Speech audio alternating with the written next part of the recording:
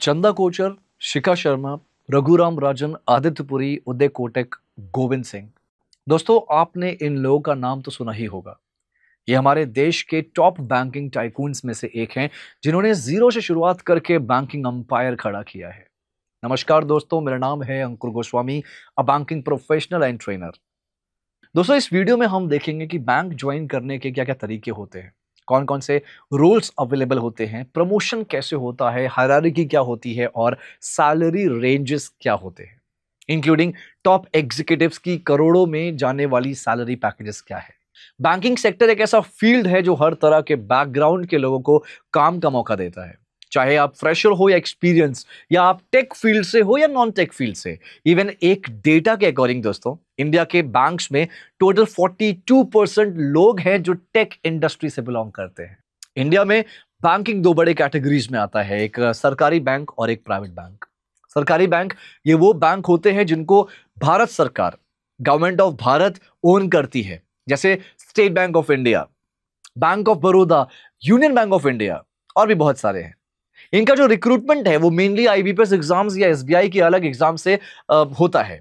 इनमें जनरली दो तरह के एग्जाम्स होते हैं, पीओ यानी कि प्रोबेशनरी ऑफिसर, एंड क्लरिकल जो कि एंट्री लेवल के लिए होता है। दोस्तों, आप इन सारे एग्जाम्स के बारे में ऑलरेडी जानते होंगे, आप प्रिपरेशन भी कर रहे होंगे इसकी। दोस्तों, पब्लिक सेक्टर बैंक यानी सरकारी बैंक में ज्वाइन करने का सबसे कॉमन तरीका होता है आईबीपीएस एग्जाम देना।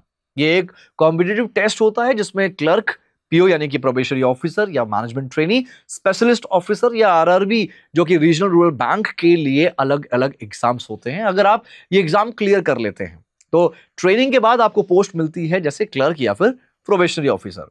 तो दोस्तों, इन एग्जाम से रिलेटेड कुछ डेटा एंड फैक्ट्स की बात कर लेते हैं।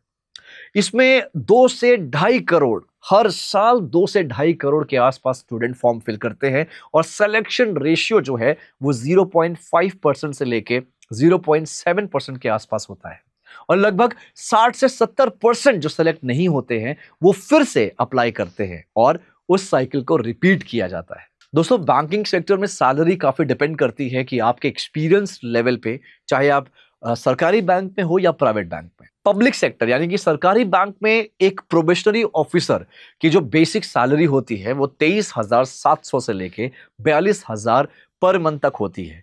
ऊपर से उसके अलावा जो अलाउंसेस मिलते हैं वो अलाउंसेस ऐड करने के बाद इनकी जो टोटल पैकेज होता है वो 7.5 लाख से 13 लाख पर ईयर तक का पैकेज हो जाता है। इसके साथ दोस्तों, पर्क्स की बात करें तो इन्हें medical insurance, life insurance, term insurance भी मिलता है, और एलटीए का मतलब होता है लीव ट्रैवल अलाउंस। जब इनको कहीं ट्रैवल करना होता है, कहीं इनको छुट्टी बितानी होती है, तो उसके लिए कुछ पैसे भी मिलते हैं जो कि एलटीए कहलाता है। और वहीं पे अगर प्राइवेट बैंक्स की बात की जाए दोस्तों, ये बैंक जैसे HDFC bank, ICICI, axis bank, Kotak Mahindra, ये प्राइवेटली ओन्ड होते हैं। इनमें परफॉर्मेंस बेस्ड प्रमोशंस होते हैं, सैलरी ग्रोथ फास्ट होती है। आप प्राइवेट बैंक्स में एंट्री लेने के लिए जनरली ग्रेजुएशन कंप्लीट करते हैं, जैसे ज्यादातर बहुत सारे ऐसे बैंक है जो 50% मिनिमम मांगते हैं ग्रेजुएशन में। इसके बाद डायरेक्टली बैंक के करियर पोर्टल पर अप्लाई कर सकते हैं, ये कैंपस प्लेसमेंट्स के थ्रू रिक्रूट भी हो सकते हैं। स्टार्टिंग पोजीशंस कौन सी होती है प्राइवेट बैंक्स में? Specifically officer, senior officer, assistant manager, यहां से शुरुआत कर सकते हैं प्राइवेट बैंक में। प्राइवेट बैंक का करियर ग्रोथ काफी तेज होता है, लेकिन परफॉर्मेंस बेस्ड होता है। दोस्तों, कुछ रियल एग्जांपल मैं बताना चाहूंगा। श्याम श्रीनिवासन, ये फॉर्मर एमडी एंड सीईओ है फेडरल बैंक के। इन्होंने स्टैंडर्ड चार्टर्ड बैंक में सेल्स, मार्केटिंग और कंज्यूमर लेंडिंग में ग्राउंड लेवल पे काम किया था, जो एक कोर सेल्स डोमेन था। फिर वो अपने स्ट्रैटेजी के जरिए ग्रो करते गए और एक दिन एमडी एंड सीईओ बन गए फेडरल बैंक के।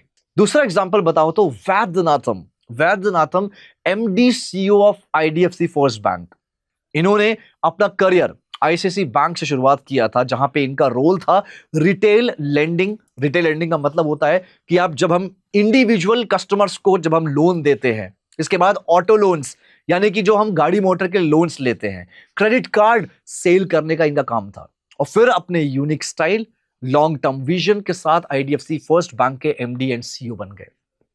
और अगर हायरार्की की बात करूं तो officer, senior officer, assistant manager, deputy manager, manager, senior manager या फिर chief manager, associate vice president, deputy vice president, फिर आता है vice president of the company, then senior vice president of the company, उसके बाद आता है दोस्तों प्रेसिडेंट ऑफ द कंपनी या president of the bank, then director position, और उसके बाद आता है लास्ट में या टॉप पोजीशन पे सी सूट रोल्स, मतलब CEO, CFO, CTO, CLO, CPO, ये सारे सी सूट रोल कहलाते हैं। दोस्तों ये सब तो डेजिग्नेशंस है, इन्हें ग्रेड कहते हैं। अब आपका क्वेश्चन आएगा कि सर मैंने तो एरिया मैनेजर सुना है कभी, वो तो आपने बताया नहीं अभी तक। मैंने रीजनल मैनेजर सुना है, जोनल मैनेजर सुना है, सर वो सब क्या होते हैं? तो दोस्तों ये सब बेसिकली प्रोफाइल्स कहा जाता है इन्हें।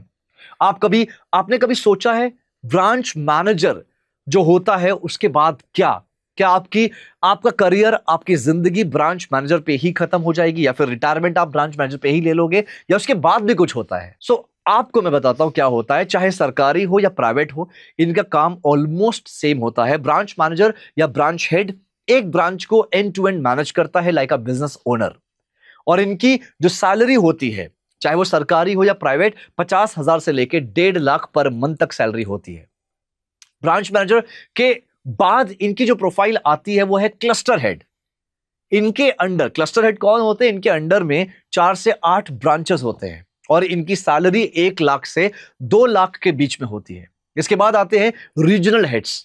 इनके अंडर एक रीजन के कई सारे क्लस्टर्स आते हैं। इनकी सैलरी होती है 1.5 लाख से 2.5 लाख पर मंथ। और इसके बाद आता है सर्कल हेड, जो कि पूरे एक जोन या कहूं तो एक स्टेट या टेरिटरी के सारे ब्रांचेस को हेड करते हैं। इन सभी की जो सैलरी होती है दोस्तों 2 लाख से महीना 2 लाख से ज्यादा होती है, या करोड़ों के पैकेजेस में भी जा सकती है। डिपेंड करता है इनके लेवल ऑफ एक्सपीरियंस और स्किल्स पे। उसके बाद आते हैं बिजनेस हेड्स और कंट्री हेड जैसे रोल्स, और director and C suite roles जो मैंने पहले बताया था। मोस्टली इनके जो पैकेजेस होते हैं प्राइवेट बैंक्स में वो करोड़ों के होते हैं, करोड़ों में इनके पैकेजेस आते हैं। दोस्तों एक फैक्ट्स और बताऊंगा मैं, जैसे एचडीएफसी बैंक के सीईओ शशिधर जगदीशन ने फाइनेंशियल ईयर 2025 में इनकी जो सैलरी बनी थी वो 12 करोड़ की बनी थी। इसमें कोई बेनिफिट्स या इसॉप एडेड नहीं था। एक नया टर्म आया ना, इसॉप होता क्या है? Employee stock option plan. जब किसी कंपनी में एम्प्लॉयज को स्टॉक्स दिया जाता है, शेयर्स दिया जाता है, कुछ ना कुछ, हर एक एम्प्लॉयज को नहीं दिया जाता, कुछ स्पेसिफिक एम्प्लॉयज को दिया जाता है, तो वो इसॉप कहलाता है। दोस्तों प्राइवेट सेक्टर में एक रोल बहुत कॉमन है जो आपने सुना होगा, रिलेशनशिप मैनेजर।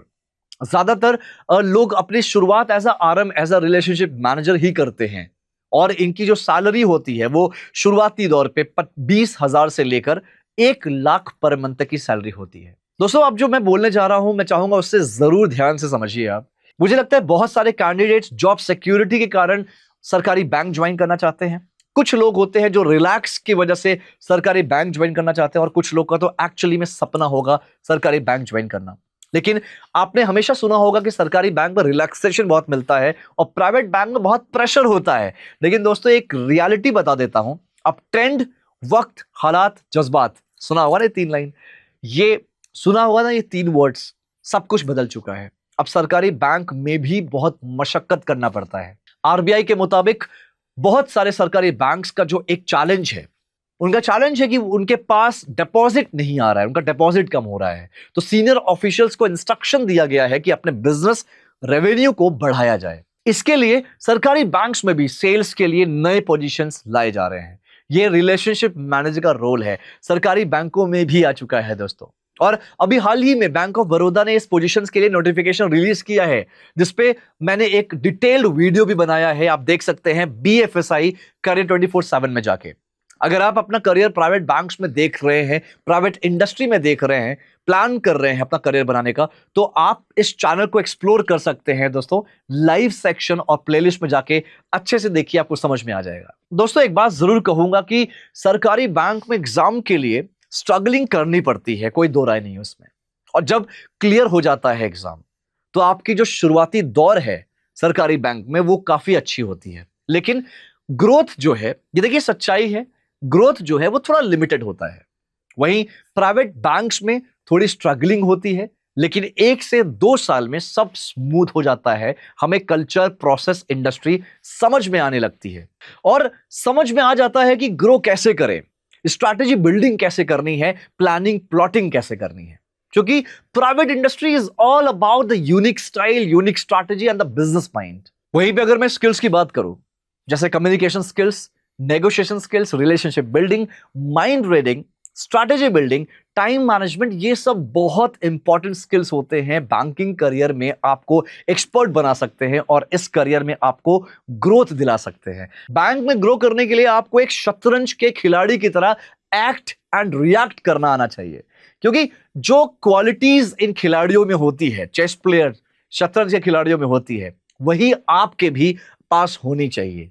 एक चीज और बोलूंगा दोस्तों, सरकारी बैंक में जो आपकी सैलरी होती है, जैसे मैंने बताया, जो मैक्सिमम सैलरी होती है उसकी हालांकि लिमिट्स, सच लिमिट्स नहीं होती, लेकिन अभी तक जो डिटेल्ड किया गया है, जो नोटिस किया गया है, वो 60-70 लाख तक ही मैक्सिमम सैलरी गई है एक चेयरमैन की। वहीं पे अगर प्राइवेट इंडस्ट्री में बात किया जाए, मैंने एग्जांपल ऑलरेडी दिया था, प्राइवेट इंडस्ट्री में मैक्सिमम 12 करोड़ पर ईयर गई हुई है। मैं यहाँ पे कंपेयर नहीं कर रहा, बट मैं एक रियलिटी चेक दे रहा हूँ, रियलिटी बता रहा हूँ आप सबको। आपको पता होना चाहिए क्या सच्चाई है, क्या बुरा चीज है। बेशक अगर आप पूरी तरह से लग कर तैयारी कर रहे हैं दोस्तों, अपने अपने बैंकिंग की तैयारी कर रहे हैं, सरकारी बैंक की तैयारी कर रहे हैं, आपको पता है 1 साल या 2 साल में आप क्लियर कर लोगे। मैं ऊपर वाले से दुआ करूंगा जरूर आप उसको क्लियर कर लो। अगर आपको पता है, लगता है हाँ सर मेरी प्रिपरेशन इतनी स्ट्रांग है, मैं कर सकता हूं क्लियर, तो मैं चाहूंगा आप ये वीडियो स्किप कर दीजिए। ये चीज मुझे हालांकि पहले बोलना चाहिए था, माफी चाहूंगा उसके लिए। लेकिन दोस्तों अगर आपको लगता है सर मैं प्रिपरेशन तो कर रहा हूं लेकिन मैं श्योर नहीं हूं, मैं प्रिपरेशन तो कर रहा हूं लेकिन मेरी फाइनेंशियल बैकग्राउंड बहुत स्ट्रांग नहीं है, फाइनेंशियल कॉन्स्ट्रेंट बहुत ज्यादा है और मेरी एज भी हो रही है, तो दोस्तों ये वीडियो दोबारा देखना, ध्यान से देखना, समझना, रिलेट करना और अपने करियर की शुरुआत करना। एक चीज जरूर बोलूंगा कि अगर आप प्राइवेट इंडस्ट्री में आना चाहते हो तो करियर 24/7 यानी कि अड्डा 24/7 का अग्रीमेंट हुआ है कोटक महिंद्रा बैंक के साथ। दोस्तों कोटक महिंद्रा बैंक इंडिया के टॉप 5 लार्जेस्ट बैंक में से एक है और जो अग्रीमेंट हुआ है वो हुआ है कि हमारे जो भी स्टूडेंट्स हैं, जो स्टूडेंट्स एलिजिबल हैं कोटक बैंक में ज्वाइन करने के लिए, जॉब करने के लिए, उनको हम ट्रेन करेंगे और ट्रेन करने के बाद प्लेस कराएंगे कहां पे, कोटक महिंद्रा बैंक में। तो दोस्तों एक प्रोग्राम निकला है कोटक महिंद्रा बैंक, नीचे फॉर्म दिया हुआ, फॉर्म को जरूर भरिएगा। फिर बोल रहा हूं ये उनके लिए है जो अपनी शुरुआत करना चाहते हैं प्राइवेट बैंक्स में। कोई नेगेटिविटी आती है, कोई नेगेटिव थॉट आता है तो आप मुझसे कनेक्ट कर सकते हैं। मेरा नाम है अंकुर गोस्वामी। मेरे बारे में ज्यादा जानने के लिए आप गूगल पे सर्च कर सकते हैं अंकुर सर BFSI, गूगल सारी इंफॉर्मेशन आपको दे देगा। दोस्तों अगर आप करियर बनाना चाहते हैं तो कोटक महिंद्रा बैंक की अपॉर्चुनिटी आई है, नीचे फॉर्म दिया है, फॉर्म को जरूर भरिएगा। हालांकि ये ट्रेनिंग प्रोग्राम है, मैं चाहूंगा आप इसमें डिटेल में रिसर्च करिए, समझिए क्या चीज है और आप मुझसे कनेक्ट भी कर सकते हैं। मेरे प्लेटफॉर्म पे जाकर आप मुझसे बातचीत भी कर सकते हैं। मैं करियर गाइडेंस भी करता हूं, बहुत सारी चीजें करता हूं। तो मैं चाहूंगा आप अपने स्किल्स पे काम करते रहिए, जो भी आपका सपना है सपने पे काम करिए, कुछ ना कुछ बहुत अच्छा होगा। अपने स्किल्स पे काम करते रहिए, आगे बढ़ते रहिए। थैंक यू सो मच, मिलते हैं नेक्स्ट जॉब शो में। अपना ख्याल रखिए, थैंक्स अ लॉट।